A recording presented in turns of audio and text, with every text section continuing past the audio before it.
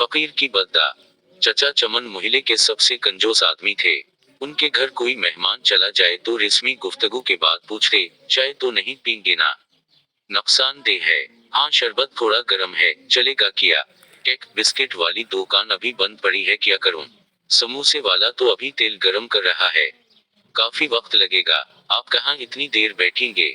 वगैरह वगैरह। मेहमान बेचारा ये सुनकर शर्मिंदा हो जाता। एक दिन दोपहर को किसी फकीर ने उनके घर का दरवाजा खटखटाया। चचा चमन ने दरवाजा खोले बगैर पूछा, कौन है? फकीर बोला, बेटा, मेहरबानी करो, मुझे 10 रुपए दे दो, मेरे पास सालिन है, रोटी लेकर खा लूंगा। जाओ जाओ, दफा हो जाओ, नहीं है मेरे पास पैसे, पता नहीं कहां से ऐसे बेकार लोग आ जाते हैं मांगने के लिए, खाने से दिल नहीं भरता। चचा चमन ने बेचारे फकीर को खूब बातें सुनाई। फकीर मायूस हो गया। आखिर उसकी जुबान से बद्दा निकली, अल्लाह तुझे हमेशा खाने से दूर रखिए, तो भी कुछ न खा सके। इतना कहकर वो चला गया। चंद रोज बाद चचा चमन के मादे में शदीद दर्द उठा। दर्द इतना शदीद था कि वो तड़प तड़प उठे। घर वाले उनको अस्पताल ले गए। अस्पताल में चचा चमन के मुख्तलिफ टेस्ट हुए। आखिर मादे का अल्सर शख़्स हुआ।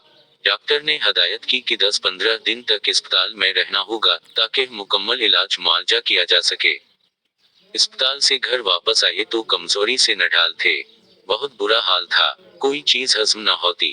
दही भी खाते तो उल्टी हो जाती। डॉक्टर के पास जाते तो वो कहता बदपरहेजी की है, टेस्ट करवाते तो सब ठीक आते। दवा बाकायदगी से इस्तेमाल करने के बावजूद तबीयत संभलने में नहीं आ रही थी। रंग पीला पड़ गया था। थोड़ा सा खाने पर भी उल्टी हो जाती। चचा चमन की रातों की नींद उड़ चुकी है। उनको मौत का खौफ होने लगा। एक रात सोचते सोचते उन्हें नींद आ गई। ख्वाब में देखा कि पुलाव की दीग के करीब बैठे हैं और सबको चावल बांट रहे हैं। सुबह उठकर चचा चमन ने घर वालों को अपना ख्वाब सुनाया। इन्होंने मशवरा दिया कि गरीबों को खाना खिलाएं। चचा चमन ने खैर वो बावर्ची को बुलवाया और उससे पूछा, बेटा, पुलाव की 10 किलो वाली दीग पर कितना खर्च आ जाएगा? बावर्ची ने खर्च बताया। चचा चमन 10 किलो की दीग पर होने वाले खर्च का सुनकर बड़े परेशान हुए, लेकिन फिर सोचा कि शायद खैरात करने से मैं ठीक हो जाऊं।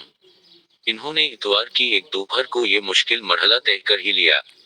मोहल्ले के नौजवानों की मदद से मोहल्लेदारों और गरीब गरबा में चावलों की तकसीम हुई। चचा चमन अब काफी पुरस्कून रहने लगे, तबीयत भी कदरे बेहतर महसूस होने लगी, लेकिन जब उस फकीर का ख्याल आता तो फिर वही मुनहोस दर्द शुरू हो जाता।